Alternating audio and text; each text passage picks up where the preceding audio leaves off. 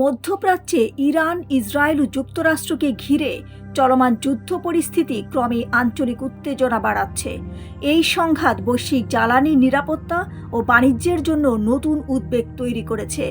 এমন পরিস্থিতিতে কৌশলী অবস্থান নিয়ে সব পক্ষকে সংযম প্রদর্শন ও সংলাপের পথে ফেরার আহ্বান জানিয়েছে ভারত। একই সঙ্গে সংঘাত কমাতে উদ্যোগী হওয়ার কথা জানিয়েছে চীনও। গোটা মধ্যপ্রাচ্যে ছড়িয়ে পড়েছে উত্তেজনা। এমন পরিস্থিতিতে কৌশলী অবস্থান নিয়েছে ভারত। দেশটির সব পক্ষকে সংযম প্রদর্শনের আহ্বান জানিয়েছে ভারতীয় পররাষ্ট্রমন্ত্রী এস জয়শঙ্কর। এ সময় তিনি বলেন, আলোচনা ও কূটনীতি শান্তির একমাত্র সমাধান। জয়শঙ্কর আরও বলেন, আলোচনা ও কূটনীতি উভয় পক্ষের উত্তেজনা হ্রাসের একমাত্র পথ। আমাদের সরকার গত 28 ফেব্রুয়ারি বিবৃতি জারি করে এই যুদ্ধ নিয়ে গভীর উদ্বেগ প্রকাশ করে সব পক্ষকে সংযম প্রদর্শনের আহ্বান জানিয়েছিল। আমরা বিশ্বাস করি উত্তেজনা কমাতে সকলেরই সংলাপ ও কূটনৈতিক পথ অনুসরণ করা উচিত। এদিকে মধ্যপ্রাচ্যে চলমান সংঘাত কমানোর আহ্বান জানিয়েছে চীনের বিশেষ দূত। সৌদি আরবের পররাষ্ট্রমন্ত্রীর সাথে বৈঠকে তিনি এ আহ্বান জানান। একই সাথে বেসামরিক নাগরিকদের উপর হামলার নিন্দা জানানোর আহ্বান জানিয়েছেন তিনি। যুক্তরাষ্ট্র ইসরায়েলে ইরানের হামলার পর শুরু হওয়া এই যুদ্ধ বৈশ্বিক জ্বালানি নিরাপত্তা ও বাণিজ্যের জন্য হুমকি তৈরি করেছে। এতে চীনের তেল সরবরাহ ঝুঁকির মুখে পড়েছে।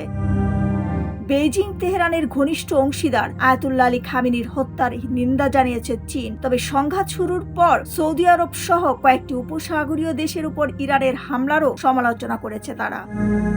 চীনের পররাষ্ট্র মন্ত্রণালয়ের এক বিবৃতিতে বলা হয়, বিশেষ দূত ঝাই জুন রোববার সৌদি আরবের পররাষ্ট্রমন্ত্রী ফয়সাল বিন ফারহানের সাথে বৈঠকে বর্তমান পরিস্থিতি নিয়ে উদ্বেগ প্রকাশ করেন। তিনি বলেন, চীন সব পক্ষকে অবিলম্বে সামরিক অভিযান বন্ধ করার আহ্বান জানাচ্ছে। উত্তেজনা আরও বাড়ানো থেকে বিরত থাকতে হবে এবং আঞ্চলিক দেশের জনগণের আরও ক্ষতি এড়াতে হবে।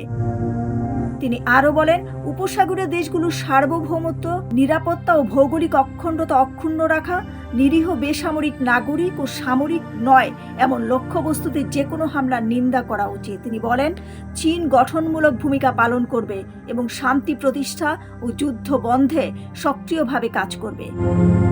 চীনের পররাষ্ট্রমন্ত্রী এই লড়াই বন্ধের আহ্বান জানিয়ে বলেন, এই যুদ্ধ কখনোই হওয়া উচিত নয়।